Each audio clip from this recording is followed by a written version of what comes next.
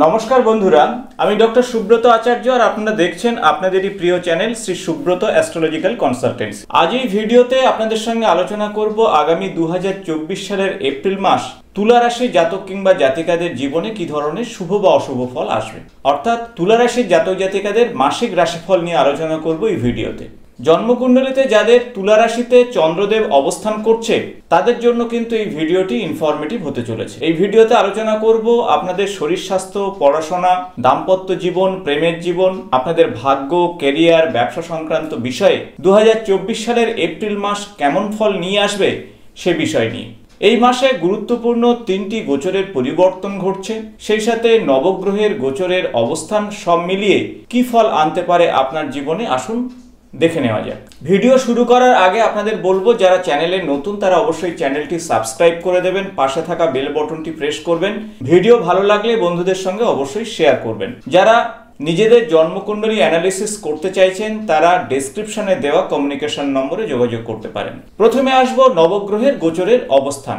আপনার রাশির অধিপতি হলো শুক্রদেব। শুক্রদেব মাসের শুরু থেকেই কিন্তু অবস্থান করছে মীন রাশিতে, অর্থাৎ আপনার রাশি সাপেক্ষে ষষ্ঠ ভাবে। 25শে এপ্রিল শুক্র তার গোচরের পরিবর্তন ঘটিয়ে সপ্তম ভাবে অর্থাৎ মেষ রাশিতে প্রবেশ করবে। ষষ্ঠ ভাবে আরো দুটি গ্রহ অবস্থান করছে, একটি হলো রাহু এবং অন্যটি হলো রবিদেব। রাহু কিন্তু সম্পূর্ণ মাস ষষ্ঠ ভাবে থাকবে। রবিদেব 14ই এপ্রিল তার গোচরের পরিবর্তন ঘটিয়ে সপ্তম ভাবে তুঙ্গস্থ হচ্ছে।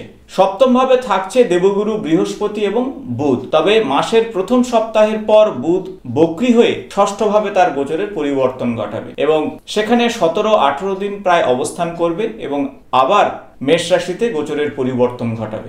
অন্যদিকে আপনাদের রাশি সাপেক্ষে পঞ্চম ভাবে অবস্থান করছে শনিদেব এবং মঙ্গল। শনিদেব সম্পূর্ণ মাস কিন্তু কুম্ভ রাশিতে থাকছে, অর্থাৎ পঞ্চম ভাবে থাকছে। অন্যদিকে মঙ্গল কিন্তু 24শে এপ্রিল তার গোচরের পরিবর্তন ঘটিয়ে ষষ্ঠ ভাবে প্রবেশ করছে এবং সেখানে রাহু মঙ্গলের একটি অঙ্গারক যোগ তৈরি করছে এবং কেতু সম্পূর্ণ মাস জুড়ে দ্বাদশ ভাবে অর্থাৎ কন্যা রাশিতে অবস্থান করছে। ঠিক এমনই গ্রহগত অবস্থান এবং গোচরের পরিবর্তনে আসুন জেনে নেওয়া যাক আপনাদের জীবনে কি ফল নিয়ে আসতে পারে আগামী 2024 সালের এপ্রিল মাসে। প্রথমে আসবো আপনাদের শরীর স্বাস্থ্য সংক্রান্ত বিষয়ে। আপনার রাশির অধিপতি হলো শুক্রদেব। মাসের শুরু থেকেই কিন্তু অবস্থান করছে ষষ্ঠ ভাবে তুঙ্গস্থ অবস্থায় এবং সেখানে রাহু এবং রবিদেব অবস্থান করছে। তাই সব মিলিয়ে একটি ত্রিগ্রহী যোগ তৈরি হচ্ছে। শরীর স্বাস্থ্য সংক্রান্ত বিষয়ে অবশ্যই সতর্ক থাকুন। যাদের সুগার বা থাইরয়েডের সমস্যা রয়েছে তারা অবশ্যই সতর্ক থাকুন। খাবার দাবারের বিষয়ে খেয়াল রাখুন। তবে মেজর কোনো শারীরিক সমস্যা কিন্তু এই সময় হচ্ছে না। রবিদেব 14ই এপ্রিল তার গোচরের পরিবর্তন ঘটিয়ে সপ্তম ভাবে প্রবেশ করছে এবং তুঙ্গ অবস্থায় থাকছে। তখন থেকে শারীরিক সমস্যা অনেকটা মিটে যাবে এবং শুক্র কিন্তু মাসের শেষের দিকে অর্থাৎ 25শে এপ্রিল গোচরের পরিবর্তন ঘটিয়ে সপ্তম ভাবে প্রবেশ করছে। তাই সব মিলিয়ে বলা যেতে পারে শরীর স্বাস্থ্য সংক্রান্ত বিষয়ে আপনারা মিশ্র ফল পাবেন 2024 সালের এপ্রিল মাসে। এখন আসবো আপনাদের পড়াশোনা, প্রেম, ভালোবাসা এবং সন্তান সংক্রান্ত বিষয়। পঞ্চম ভাব থেকে কিন্তু এই সমস্ত বিচার করা হয়। পঞ্চম গৃহের অধিপতি হলো শনিদেব। শনিদেব স্বগৃহে অবস্থান করছে এবং সম্পূর্ণ মাস কিন্তু এখানেই থাকবে, অর্থাৎ কুম্ভ রাশিতে থাকবে। কিন্তু মঙ্গল কিন্তু শনিদেবের সঙ্গে অবস্থান করছে 24শে এপ্রিল পর্যন্ত। তাই পড়াশোনা সংক্রান্ত বিষয়ে আপনারা অত্যন্ত ভালো ফল পাবেন। তবে অধ্যবসায়ের অত্যন্ত প্রয়োজন। মনকে শান্ত রাখুন, নির্দিষ্ট লক্ষ্যবস্তুর দিকে এগিয়ে চলুন। যারা চাকরি বাকরির পরীক্ষা দেওয়ার কথা ভাবছেন তারা একটু পরিশ্রম করলে এই মাসে কিন্তু ভালো ফল আপনারা পেতে পারেন। সেক্ষেত্রে বলবো 24শে এপ্রিলের মধ্যে আপনারা প্রচেষ্টা সর্বাধিক করুন। শনিদেব এই সময় প্রচেষ্টা একটু বাড়াবে, পরিশ্রম বাড়াবে এবং সেই সাথে ফলও আপনাকে দেবে। আসবো প্রেমের সম্পর্কের বিষয়ে। পঞ্চম ভাব থেকে কিন্তু প্রেম সংক্রান্ত বিষয়ে বিচার করা হয়। পঞ্চম গৃহের অধিপতি পঞ্চমে এবং মঙ্গলযুক্ত থাকার জন্য কিছুটা মানসিক ক্ষেত্রে আনস্টেবল হতে পারে, অর্থাৎ আপনার কথাবার্তা বলার বিষয়ে সতর্ক থাকুন, রাগকে নিয়ন্ত্রণ করুন। এই সময় আপনারা মেপেঝুঁকে কথা না বলতে পারলে সম্পর্কের উপরে তার প্রভাব পড়তে পারে। তবে ওভারঅল প্রেমের সম্পর্কের ক্ষেত্রটি অত্যন্ত পজিটিভ হচ্ছে আপনাদের। যারা সন্তান নেওয়ার কথা ভাবছেন, অর্থাৎ ফ্যামিলি প্ল্যানিং করার কথা ভাবছেন, পঞ্চমপতি পঞ্চমে রয়েছে, তবে মঙ্গলযুক্ত হওয়ার জন্য কিছুটা সমস্যার কারণ হতে পারে। মঙ্গল আপনাদের দ্বিতীয় এবং সপ্তম গৃহের অধিপতি অর্থাৎ মারক গৃহের অধিপতি, তাই এই সময় শরীর স্বাস্থ্য নিয়ে কিছুটা ভাবাতে পারে। সন্তানের শরীর স্বাস্থ্যের প্রতি অবশ্যই খেয়াল রাখুন। সার্বিক দিক থেকে বলা যেতে পারে সন্তান, ভাব ভালোবাসা এবং পড়াশোনা সংক্রান্ত বিষয়ে আপনারা একটু সতর্ক থাকলে ভালো ফল পাবেন। এখন আসবো আপনাদের গুরুত্বপূর্ণ বিষয়, তা হলো পারিবারিক জীবন এবং সেই সাথে দাম্পত্য জীবন। সপ্তম ভাব থেকেই কিন্তু দাম্পত্য জীবনের বিচার করা হয় এবং সেই সাথে ব্যবসা সংক্রান্ত বা পার্টনারশিপ সংক্রান্ত বিচার করা হয়। সপ্তম গৃহের অধিপতি হলো মঙ্গল। মঙ্গল কিন্তু মাসের শুরু থেকেই অবস্থান করছে পঞ্চম ভাবে শনিদেবের সঙ্গে, আর তারপরেই ষষ্ঠ গৃহে গোচরের পরিবর্তন ঘটাবে 24শে এপ্রিল 2024।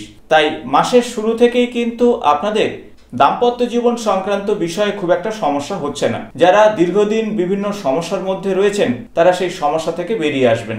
সপ্তমপতি পঞ্চমে থাকার জন্য অবশ্যই জীবন সঙ্গী বা সঙ্গিনীর কাছ থেকে লাভবান হবেন। এই সময় কোনো প্রজেক্টে আপনারা দুজনেই ইনভেস্ট করলে অত্যন্ত শুভ ফল পেতে পারেন। নতুন কোনো ব্যবসা সংক্রান্ত বিষয়ে আপনারা এই সময় ইনভেস্ট করলে ভালো ফল পাবেন। পার্টনারশিপ সংক্রান্ত বিষয়ে অবশ্যই কথাবার্তার বিষয়ে সতর্ক থাকুন, একটু মেপে ঝুঁকে আপনাদের ইনভেস্ট করতে হবে। তাই দাম্পত্য জীবন এবং ব্যবসা সংক্রান্ত বিষয়ে 2024 সালের এপ্রিল মাস আপনাদের জন্য যথেষ্ট ভালো হচ্ছে। তবে 24শে এপ্রিলের পর মঙ্গল যখন ষষ্ঠ গৃহে প্রবেশ করবে, অঙ্গারক যোগ তৈরি করবে, তখন থেকে কিন্তু আপনাদের ব্যবসা সংক্রান্ত বিষয় এবং দাম্পত্য জীবন সংক্রান্ত বিষয়ে সতর্ক থাকতে হবে। এই সময় পরস্পরকে বিশ্বাস রেখে এগোতে হবে, কোনো ঝগড়া বিবাদের মধ্যে গেলে হবে না এবং অযথা আপনারা অর্থ ইনভেস্ট করবেন না। এবং পারিবারিক সম্পর্কের ক্ষেত্রে এই সময় অত্যন্ত ভালো ফল পাবেন। পরিবারের মানুষের সঙ্গে সুসম্পর্ক বজায় থাকবে। এখন আসবো গুরুত্বপূর্ণ দুটি বিষয়, তা হলো আপনাদের ভাগ্য এবং ক্যারিয়ার। নবম ভাব থেকে ভাগ্যের বিচার এবং দশম ভাব থেকে আপনার ক্যারিয়ার সংক্রান্ত বিষয়ে বিচার করা হয়। নবম গৃহের অধিপতি হলো বুধ। বুধ মাসের শুরু থেকেই কিন্তু সপ্তম ভাবে অবস্থান করছে দেবগুরু বৃহস্পতির সঙ্গে, কিন্তু মাসের প্রথম সপ্তাহে বক্রী হয়ে ষষ্ঠ গৃহে প্রবেশ করছে। তাই আপনাদের বলবো যে এই সময় মাসের শুরুটা কিন্তু ভাগ্য সংক্রান্ত বিষয়ে আপনারা ভালো ফল পাবেন, তবে প্রথম সপ্তাহের পর থেকে ষষ্ঠ গৃহে গোচরের পরিবর্তনে ভাগ্যের ক্ষেত্রে কিছুটা নেগেটিভ প্রভাব আসবে। এই সময় শরীর স্বাস্থ্যের প্রতি খেয়াল রাখতে হবে। তাছাড়া শত্রুপক্ষ কিছুটা সমস্যায় আপনাকে ফেলতে পারে।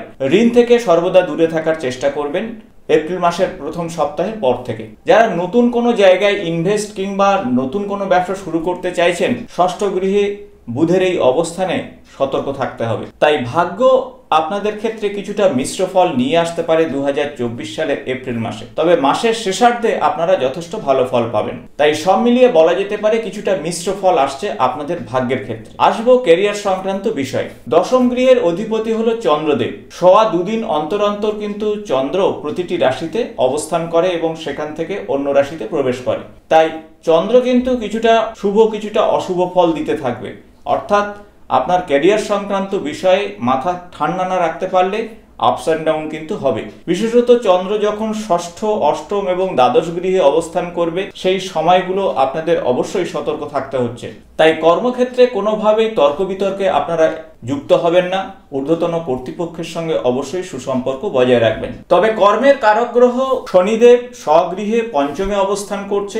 এই সময় রাগ থেকে দূরে থাকুন, মানুষের সঙ্গে সুসম্পর্ক বজায় রাখুন, কিংবা আপনার অধস্তন কর্মচারী কিংবা আপনার সহকর্মীদের সঙ্গে সুসম্পর্ক বজায় রাখলে ভালো ফল আসবে। নতুন কাজের জন্য প্রচেষ্টা চালালে এই সময় আপনারা ভালো ফল পাবেন। তাছাড়া রবিদেব 14ই এপ্রিল কিন্তু সপ্তম ভাবে তুঙ্গস্থ হচ্ছে, তাই মাসের দ্বিতীয়ার্ধে আপনাদের কর্ম সংক্রান্ত বিষয়ে অত্যন্ত ভালো ফল আসবে। সব মিলিয়ে বলা যেতে পারে 2024 সালের এপ্রিল মাস আপনারা বেশ কিছু ক্ষেত্রে অত্যন্ত শুভ ফল পাবেন, তবে বেশ কিছু ক্ষেত্রে অবশ্যই সতর্ক থাকতে হচ্ছে। এখন আসবো কি ধরনের উপায় বা টোটকা আপনারা করবেন। প্রথমত বলবো মাসের শুরু থেকেই আপনারা হনুমানজির পূজা অর্চনা করবেন, হনুমান চল্লিশা পাঠ করবেন। তাছাড়া শুক্রদেবের উদ্দেশ্যে শুক্রের বীজ মন্ত্র জপ করবেন। ওম দ্রাম দ্রিম দ্রোম স্বাহা শুক্রায় নমঃ। এই মন্ত্র প্রত্যহ সন্ধ্যার সময় জপ করলে অত্যন্ত শুভ ফল পাবেন। 108 বার করে জপ করুন এবং শ্রী গণপতি দেবের পূজা অর্চনা করুন। ওম গং গণপতয়ে নমঃ। এবং প্রতি বুধবার করে শ্রী গণপতি দেবের উদ্দেশ্যে দুর্বা এবং সেই সাথে মোদক ভোগ কিংবা মিশ্রি ভোগ নিবেদনে অত্যন্ত শুভ ফল আসবে। আশা করব ভিডিওটি ইনফরমেটিভ হয়েছে। ভালো লাগলে বন্ধুদের সঙ্গে অবশ্যই শেয়ার করবেন। আগামী নতুন কোনো জ্যোতিষ সংক্রান্ত ভিডিওতে আপনাদের সঙ্গে দেখা হবে। আজ এই পর্যন্ত, নমস্কার।